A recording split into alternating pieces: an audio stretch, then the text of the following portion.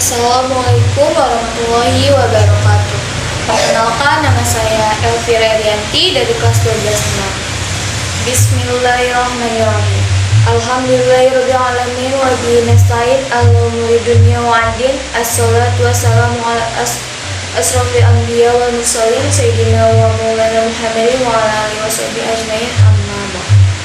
Hadirin yang dirahmati Allah SWT, pertama-tama marilah kita panjatkan puji dan syukur kehadirat Allah SWT atas segala nikmat yang telah diberikan kepada kita, terutama nikmat iman dan Islam.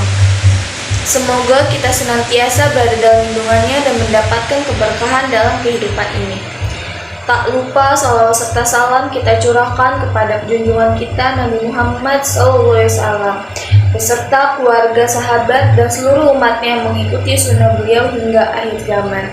Pada kesempatan kali ini, saya ingin menyampaikan sebuah kajian tentang tanggung jawab kita dalam menjaga kebaikan di masyarakat yang berkaitan erat dengan perintah amar ma'ruf nahi munkar, yakni mengajak kepada kebaikan dan mencegah kemungkaran. Dalil Al-Quran dan kandungannya. Allah SWT berfirman dalam surat Al-Hajj ayat 41. A'udzubillahi minasyaitonirrajim. Bismillahirrahmanirrahim. Allazina immakannahum fil ardi aqamus sholata wa atawuz zakata wa amaru bil ma'rufi wa nahaw 'anil munkar. Walillahi aqibatul umur. Yang artinya,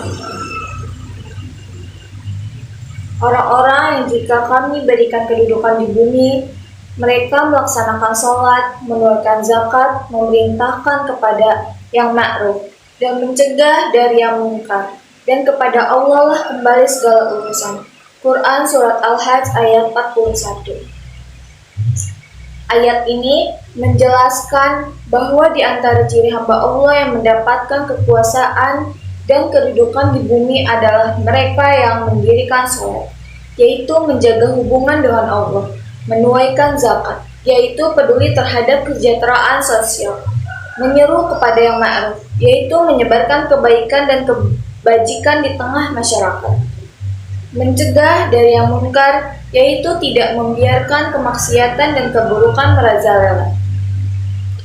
Dari ayat ini, kita belajar bahwa Islam tidak hanya mengajarkan ibadah individual, tetapi juga ibadah sosial.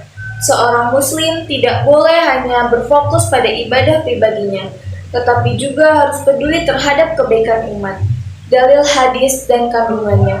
Rasulullah SAW bersabda dalam hadis yang diriwayatkan oleh Imam At-Tirmidzi dan Ahmad, Innan nasa iza ra'au zalima wa lam ya'khuzu ala yadayhi usyaka ayya ummuhumullahu bi'iqabimin. Sesungguhnya jika manusia melihat seorang pelaku kezaliman dan mereka tidak mencegahnya, maka hampir saja Allah akan menimpakan hukuman secara menyeluruh kepada mereka.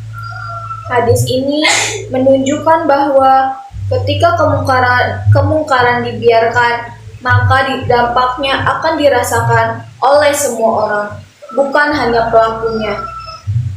Allah bisa menurunkan azab kepada suatu kaum jika mereka tidak berusaha mencegah kemungkaran yang terjadi di antara mereka. Kewajiban amar ma'ruf nahi munkar bukan hanya untuk ulama, tetapi juga untuk setiap muslim sesuai dengan kapasitasnya. Oleh karena itu, kita harus selalu memiliki keberanian untuk menegakkan kebenaran, baik dengan tindakan, perkataan, maupun doa dalam hati. Implementasi amar ma'ruf nahi munkar dalam kehidupan sehari-hari. Agar konsep ini tidak hanya menjadi teori, kita harus menerapkannya dalam kehidupan sehari-hari. Beberapa contoh implementasinya adalah di lingkungan keluarga. Orang tua harus membimbing anak-anak agar menjalankan perintah agama dan menjauhi larangannya, saling mengingatkan dan dalam kebaikan serta mendidik anak-anak untuk berperilaku sopan dan rajin ibadah. Di lingkungan sekolah atau tempat kerja, menegur teman yang berbuat curang atau melakukan tindakan tidak jujur. Mengajak teman untuk mengikuti kegiatan yang bermanfaat dan menghindari pergaulan yang negatif. Di media sosial, menyebarkan konten yang mengandung nilai-nilai Islam dan menghindari berita hoax atau ujaran kebencian. Mengingatkan dengan cara yang baik ketika melihat teman atau orang lain melakukan hal yang bertentangan dengan ajaran Islam. Kesimpulannya, dari pembahasan ini, kita dapat mengambil beberapa pelajaran penting. Amar ma'ruf nahi munkar adalah tanggung jawab setiap muslim sesuai dengan kemampuan masing-masing. Islam menekankan keseimbangan antara ibadah pribadi dan kepedulian sosial. Seorang muslim tidak boleh hanya beribadah untuk dirinya sendiri, tanpa peduli dengan lingkungan sekitarnya. Jika kemungkaran dibiarkan, maka akibatnya akan dirasakan oleh semua orang.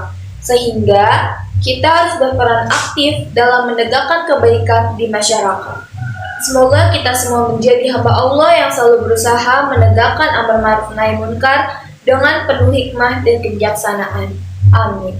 Wallahu a'lam bishawab. Wassalamualaikum warahmatullahi wabarakatuh.